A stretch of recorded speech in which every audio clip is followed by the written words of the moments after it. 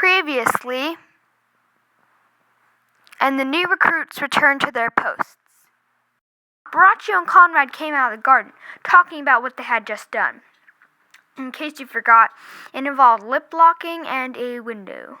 So the new recruits tied them up and took them to Dogberry and Verges for interrogation. At the interrogation, Dogberry figured out what Borachio and Conrad had done and went to tell Leonato. But it was the day of the wedding, and it would have taken them at least 45 minutes to get their point across. So Leonato told them to continue the interrogation and talk to him after the wedding, for he was busy. Now, if Leonato had chosen to just ask them straight out what happened, it would have been much ado about nothing. Okay, so now we go to the wedding. Do you remember Don John's plan with Margaret and Borachio in the window? Now don't forget that, for it will be important in a moment. So Hero walks down the aisle with her father, her hair flowing behind her in the light breeze. Her white gossamer gown makes her look like an angel. She makes it up to the priest. Count Claudio, will you marry Hero? No. Leonato steps in. He's not here to marry Hero. He's here to be married to Hero. The priest regroups.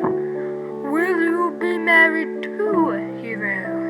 No. Hero is a player. I saw her with another man in her window last night. The crowd gasps. Now, you have to remember, Leonato is a very rich man, and he would have invited every important and influential person in the area.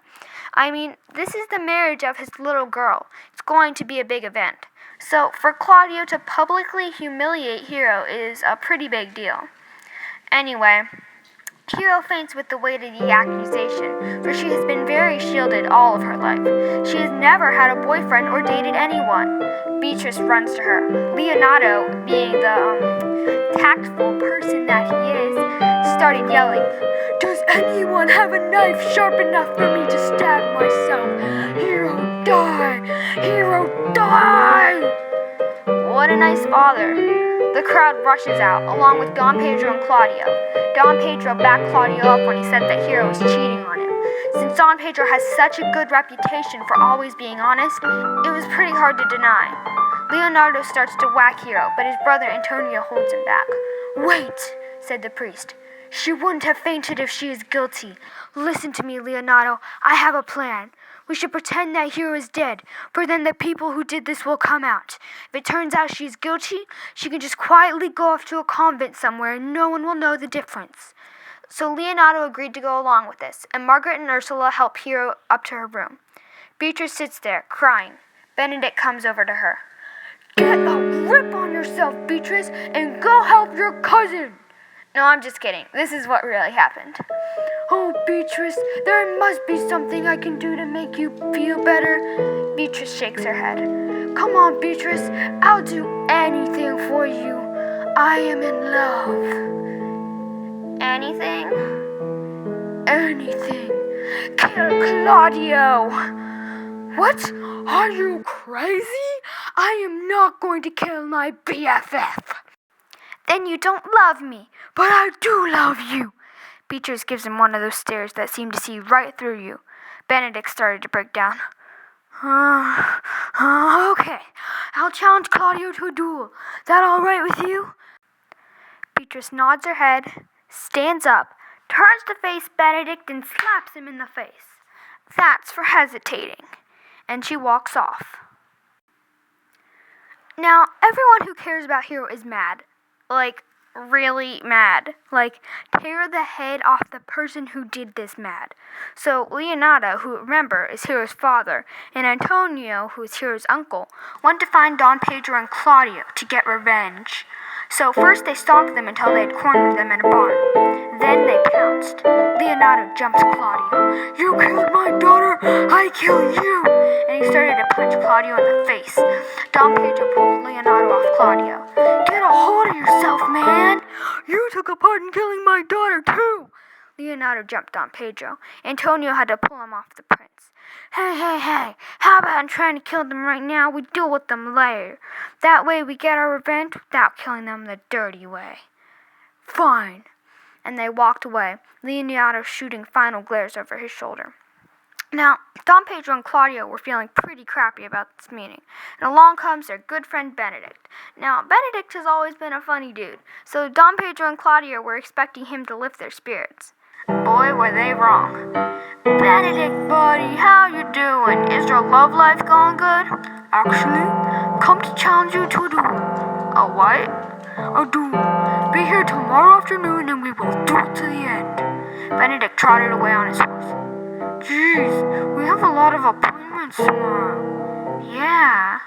So now everyone's mad and confused. Who is right? Who is wrong? That is the question. Remember now, Leonardo doesn't even know that his daughter is innocent. He thought she was guilty first off, so he's just acting off of the friar's instructions.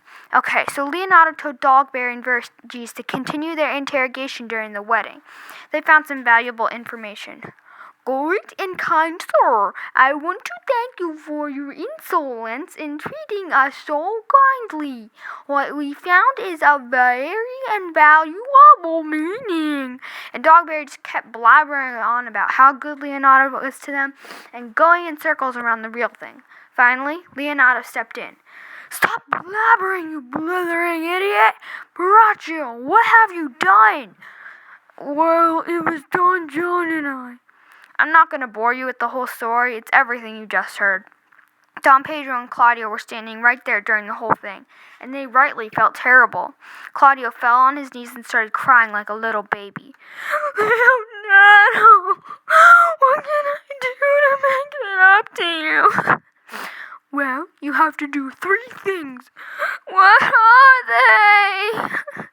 First, you have to go from door to door and tell people stories about how honorable Hero was. Then you have to write a poem to speak at her funeral tonight and also mourn her on this day every year.